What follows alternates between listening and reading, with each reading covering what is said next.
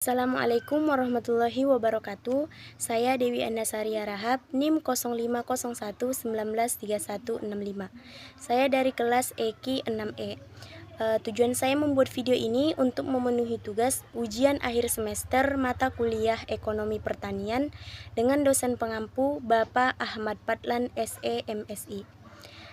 Jadi di pertemuan ke-16 ini saya akan menjelaskan keadaan ekonomi pertanian dari sisi pendapatan keluarga Indonesia selama kepemimpinan Presiden Joko Widodo dalam 2 periode ini.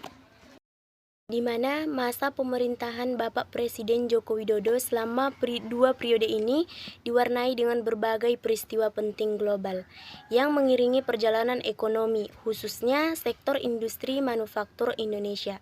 Beberapa peristiwa dimaksud antara lain penurunan harga beberapa komoditas yang mengakibatkan pada adanya tekanan terhadap ekspor Indonesia, di mana keadaan ekonomi pertanian dari sisi pendapatan keluarga ini termasuk kepada sisi harga pemeliharaan pertanian dan harga-harga hasil pertanian masyarakat Indonesia.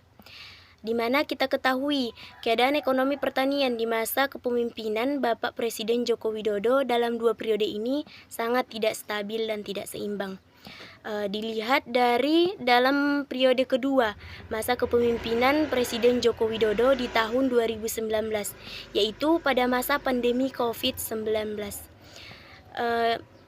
Di masa itu pendapatan keluarga semakin menurun sampai sekarang ini.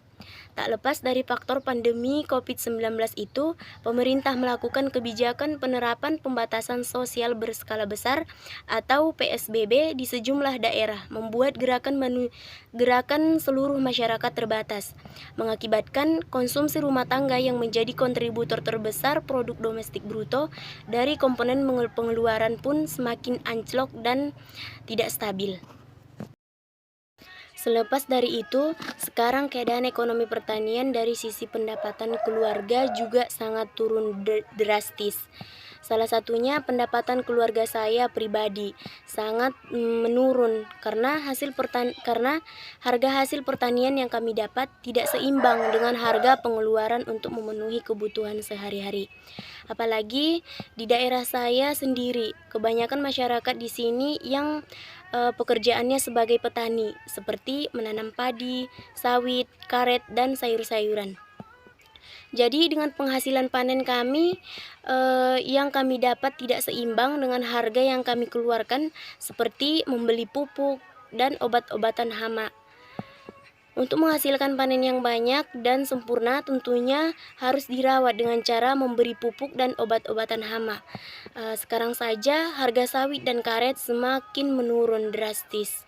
Jadi bagaimana bisa kami menghasilkan hasil panen yang sempurna dan banyak, sehingga membuat pendapatan keluarga kami semakin menurun akibat yang tidak keseimbangan harga tersebut. Akibat dari harga hasil panen yang keluarga saya dapatkan tidak seimbang dengan harga pangan yang kami butuhkan sehari-hari, membuat pendapatan keluarga saya semakin menurun. Tetapi alhamdulillah di bulan Juni ini harga pangan sudah mulai menurun 1.000 sampai 2.000, walaupun harga hasil panen sawit dan karet masih rendah. Tetapi semoga di bulan-bulan selanjutnya keadaan ekonomi pertanian di Indonesia semakin membaik dan semakin maju. Itu saja penjelasan dari saya, kurang lebihnya saya mohon maaf. Akhirul kalam, assalamualaikum warahmatullahi wabarakatuh.